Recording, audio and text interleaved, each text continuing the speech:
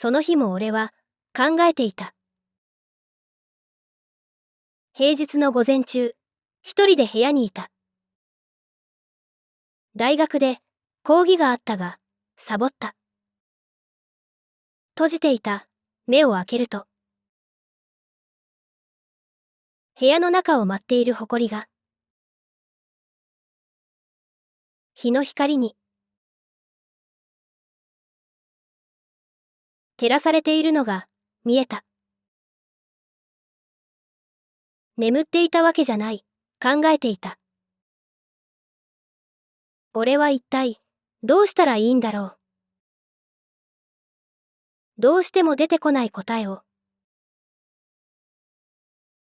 一体どうやって出したらいい？いつもどこにいても。俺はその繰り返しだ。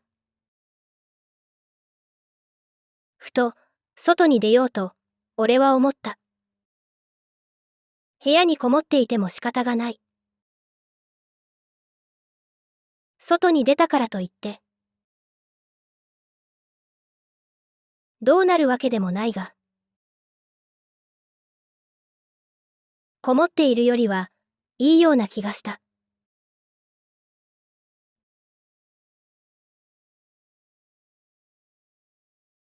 外に出てみると、一人で部屋にこもっているのとは少し違う。たとえ見知らぬものばかりでも、そこには人がいる。小さな子供を連れて買い物をしている主婦、外回りの営業マン、郵便配達員、散歩の老人。皆幸せなんだろうか。不安はないんだろうか。世の中に違和感を感じたことは、自分のすることに自信を持てなくなったことは、どうだろう。あるかもしれないし、ないかもしれない。外を歩く。気の向いた方へ、俺は足を運ぶ。別に行くあてがあるわけじゃない。家々の屋根やマンションとビルの壁やアスファルトの道路やその道路の上の車や人に、午前中のまだ新しい日の光が降り注いでいる。俺は歩く。どこまでも、どこまでも。やがて、正午はとうに過ぎ、午後15時を回っていた。でも、歩いても、歩いても、俺の答えは出てこない。いつしか俺は探していた。俺と同じように、行き場のないやつ。俺と同じように、孤独なやつ。俺と同じように、世の中から、どこか浮いてるやつ。そういう奴らはいつもどこで、何をしているのだろう。それを知りたかった。いつものことだった。いつも俺は同じことを繰り返す。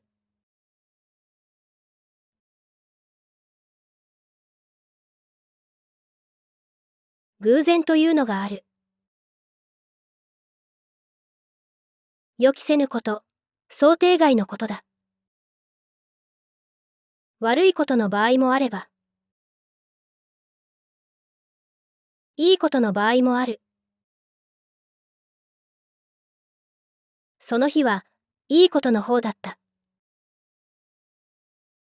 隣町の駅前だった。あの人が歩いていた。俺にはとても手が届かない。でも、その人のことを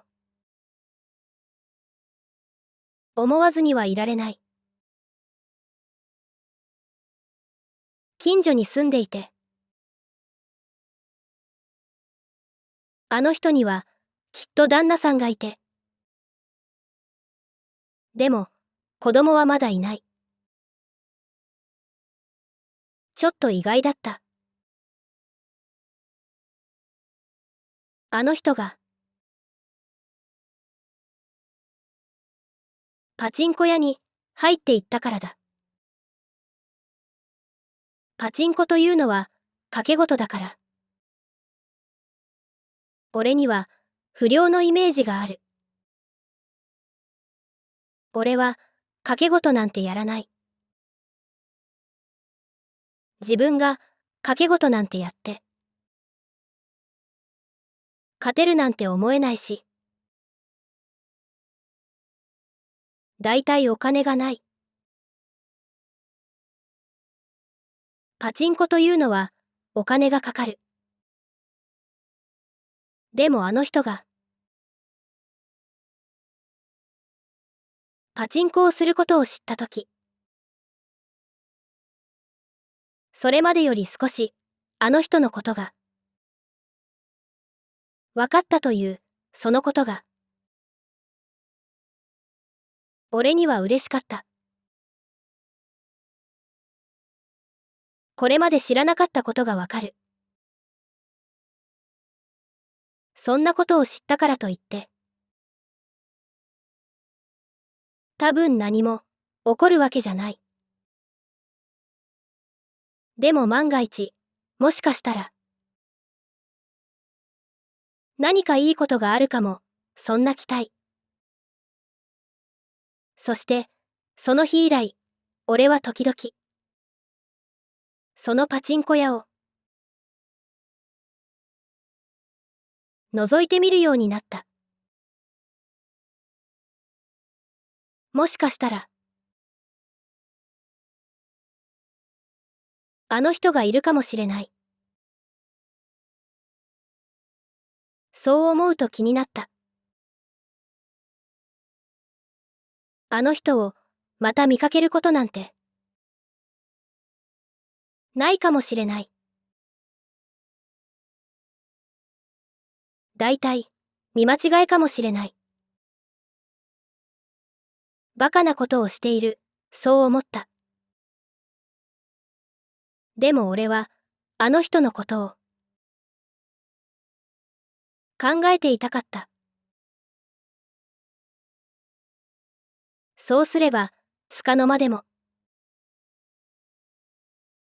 悩みを忘れられる。苦しみから逃れられる。ところが数日後、俺は、再び、あの人を見かけた。パチンコ屋の店内、台の前に座って、パチンコをしているのは、間違いなくあの人だった。そこには、いつもとは違う、あの人がいた。いつも、家の玄関の前を、ほうきとちりとりを持って、掃除している。優しそうで、愛想のいい。あの人とは違う。たまに商店街の方で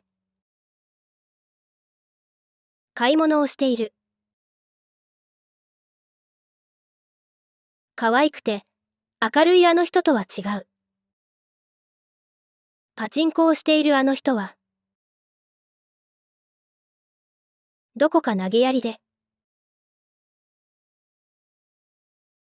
寂しそうな感じがした。あの人から少し離れたパチンコ台でパチンコ玉を買って弾いてみた。すぐになくなった。そしてその後、そのパチンコ屋で何度かあの人を見かけた。ところで、孤独になるような人間は世の中に対する適応力があまりないんじゃないかと俺は思う。孤独というのは世の中との関係がちょっと危ういということなんだから。そういうことになるんじゃないかな。つまりそれはトラブルに見舞われやすいということだ。俺はトラブルに見舞われた。俺はまたあの人がいるんじゃないかと思って例のパチンコ屋を覗いていた。その時、後ろから誰か女の人に声をかけられた。振り返るとあの人だった。俺がいつも憧れていた顔が目の前にあった。そしてその顔は明らかに俺に敵意を抱いていた。見た顔ね、話があるんだけど。あの人はそう言った。あの人は俺を路地裏の人のいない方へ連れて行った。彼女は冷たい目で俺を見た。その視線の冷たさが俺の心を凍りつかせた。あなた、私のことつけてるの？俺は思った。別につけていたわけじゃない。ただ、そのパチンコ屋に彼女がいるんじゃないかと思ってちょっと覗いただけだ。でも俺はその時初めて気がついた。つけるのもパチンコ屋を覗くのも意味としては同じだ。でもつけていたなんて言えない。俺はうつむき小さな声で言った。そんなことありません。嘘。あなた、私のことつけてたわ。俺は言葉がなかった。何が目的？何も答えられない。自分でもよくわからなかった。一体何が目的だったんだろう。恥ずかしくないの？こそこそ人の後つけたりして。狙いは何？狙いなんてありません。あなた、家はどこ？彼女の家の近所だった。俺は説明した。彼女は分かったようだった。あのアパートか。と、彼女は言った。そして何事か考えているようだった。俺も考えていた。俺は別に彼女に悪意はない。そのことを分かってほしかった。そしてそれをどう伝えたらいいのだろう。俺は言った。あなたのことを綺麗な人だな、と思って。そして、俺のその一言が彼女を怒らせた。ふざけないで。と、彼女は怒鳴った。そしてきびすを返すと、どこかに行ってしまった。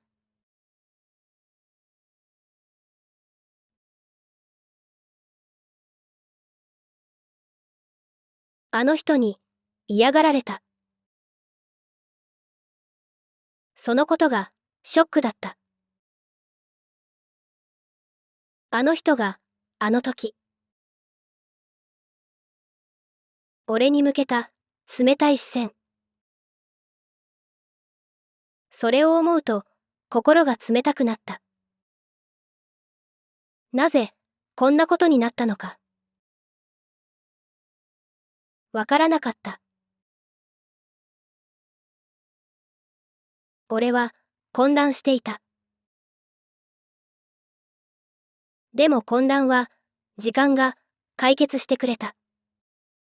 その後、何時間も経って、